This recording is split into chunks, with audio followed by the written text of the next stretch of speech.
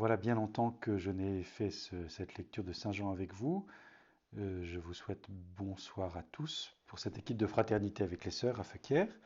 Et je poursuis la lecture du livre de Saint Jean et nous sommes au chapitre 6. Ce passage est un passage extraordinaire qui est dans une thématique de l'Exode. Vous savez, l'Exode, c'est ce passage fondateur de l'Ancien Testament où, sortant de l'Égypte, le peuple hébreu passe la mer Rouge, reçoit la loi sur le Sinaï et conclut l'alliance. Il est mis à l'épreuve dans le désert, qui se terminera par 40 ans au désert avant l'entrée en terre promise.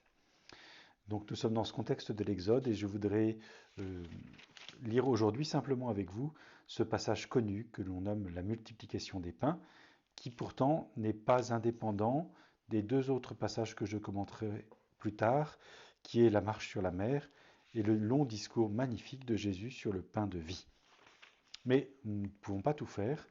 Aussi, c'est la raison pour laquelle nous lisons aujourd'hui simplement ce premier passage. Je suppose que vous l'avez lu une première fois et je le lis avec vous en faisant le commentaire suivi le plus simplement du monde. Jésus nourrit une grande foule. Après cela, Jésus passa sur l'autre rive de la mer de Galilée, dite encore de Tibériade. Une grande foule le suivait, parce que les gens avaient vu les signes qu'il opérait sur les malades. Après cela, c'est ce passage que nous avons lu précédemment de Jésus qui est à Jérusalem, et nous voilà arrivés de manière abrupte en Galilée, qui est assez loin de Jérusalem, sans connaître le passage entre les deux. Mais ce passage, notre passage, c'est après cela, inaugure une sorte de forme de conclusion. Vient le moment décisif avant la montée vers Jérusalem, où il va s'agir de savoir décider entre la foi et le refus. Et donc c'est cette période que nous commençons. Nous sommes le lieu exact n'est pas très clair. Nous ne savons pas si nous sommes sur la rive occidentale de la mer de Galilée, du côté de Capharnaüm, ou si nous sommes plutôt du côté de Tibériade, qui est sur la rive orientale. Il y a un flou ici très clair. Ce qui est important ici, c'est plutôt pour l'auteur de nous montrer Jésus sur la montagne et Jésus sur la mer. C'est cette typologie de l'Exode, puisque c'est sur la montagne que le peuple hébreu recevra la loi. Une grande foule le suivait parce qu'ils avaient vu des signes qu'il opérait sur les malades. Nous voyons qu'il s'agit pour ces foules maintenant de rentrer dans la foi, d'être confrontés réellement au Seigneur Jésus, maître de l'univers et aussi sauveur de son peuple. C'est pourquoi Jésus gravit la montagne et s'y assit avec ses disciples. Nous sommes dans un contexte de théophanie, c'est-à-dire que quelque chose du mystère de Dieu va nous apparaître. Ici, ce qui va nous apparaître, c'est que Dieu lui-même nourrit sa foule comme son peuple, comme dans le désert, mais que ce Dieu, c'est le Dieu fait chair, c'est Jésus-Christ. C'était un peu avant la Pâque, qui est la fête des Juifs. Tiens, une évocation de la Pâque, je l'ai dit déjà souvent avec vous, lorsque l'on évoque la Pâque, c'est qu'on évoque quelque chose de la fin de l'Évangile, de la fin de la mission du Christ, qui offre sa vie pour sauver son peuple, en le faisant passer à travers la mort, symbolisée par la mer. C'est bien le contexte de l'Exode dont je parlais tout à l'heure. Et lorsque Saint Jean évoque la Pâque, il va évoquer les derniers jours. Or, ayant levé les yeux, Jésus vit une grande foule qui venait à lui. Il dit à Philippe, où achèterons-nous des pains pour qu'ils aient de quoi manger? En parlant ainsi, il le mettait à l'épreuve, il savait, quant à lui, ce qu'il allait faire. Notre Seigneur Jésus sait qu'il va donner sa vie, il sait qu'il va multiplier les pains, il sait qu'il va donner à son peuple ce que nul autre ne peut lui donner, la vraie satiété du cœur, la nourriture qui est à nul autre pareil, la nourriture qui descend du ciel. Il met Philippe à l'épreuve, il s'agit précisément de rentrer dans une épreuve. Va-t-on croire ou resterons-nous dans le refus?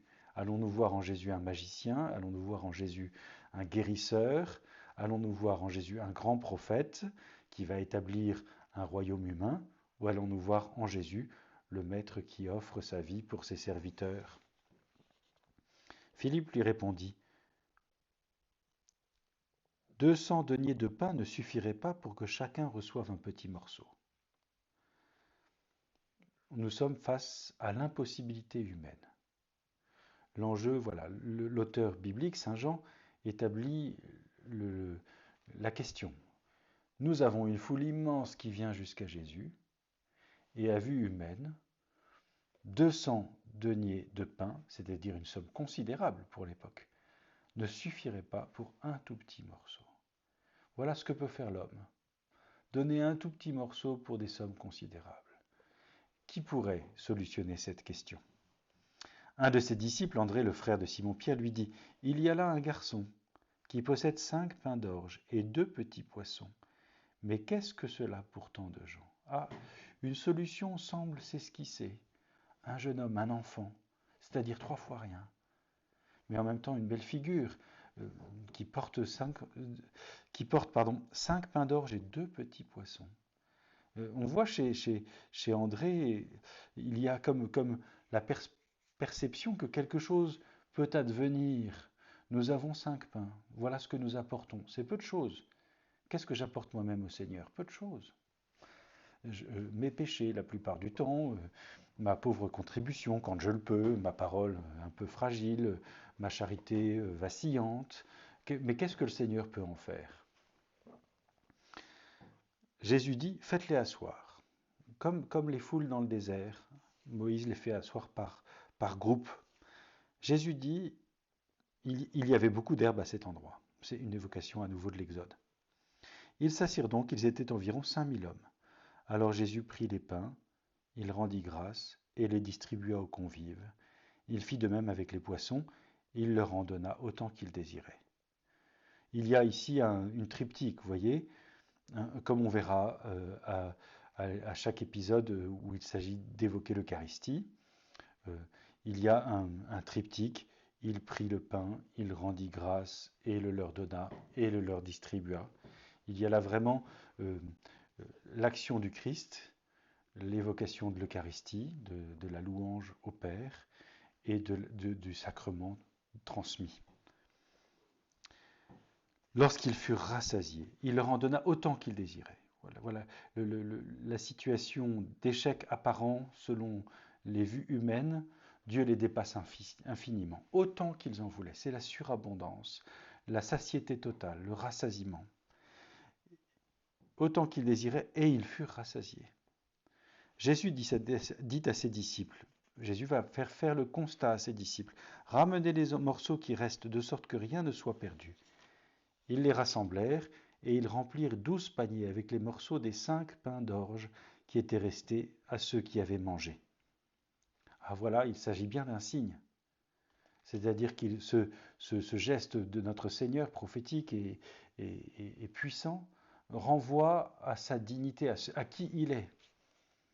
À la vue des signes qu'il venait d'opérer, les gens dirent « Celui-ci est vraiment le prophète, celui qui doit venir dans le monde. » Mais Jésus, sachant qu'on allait venir l'enlever pour le faire roi, se retira à nouveau seul dans la montagne. Ah, las, voilà que, malheureusement, les gens le prennent pour un prophète. Un grand prophète, certes, mais ce grand prophète ici, c'est le Messie qui vient rétablir le royaume d'Israël, c'est-à-dire un projet politique. Ils sont passés à travers le signe, ils n'ont pas vu. Ils ne sont pas rentrés dans la foi, ils sont restés dans l'incrédulité. Ils ne voient pas qui opère parmi eux. Ils ne voient pas l'époux, ils ne voient pas le Christ Seigneur, ils ne voient pas le nouveau Moïse, ils ne voient pas Dieu qui nourrit son peuple de lui-même. Et c'est pourquoi Jésus se retire à nouveau seul dans la montagne. Elle est terrible cette solitude de notre Seigneur Jésus ici. Mais en même temps, elle signifie que cette mission rédemptrice, c'est la sienne et celle de nul autre. Voilà que notre Seigneur s'en va seul dans la montagne. Il y a là encore une forme de non-accueil. Mais cela viendra.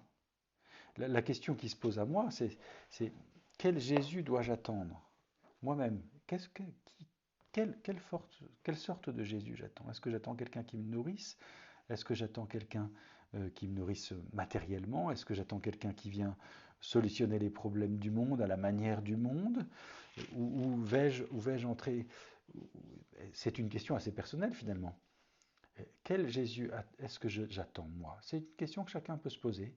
Et moi, Jésus, qu'est-ce que j'attends de toi? Voilà, je m'arrête aujourd'hui. Vous voyez, c'est très court, mais c'est un beau passage. Seigneur, tu veux rassasier mon âme.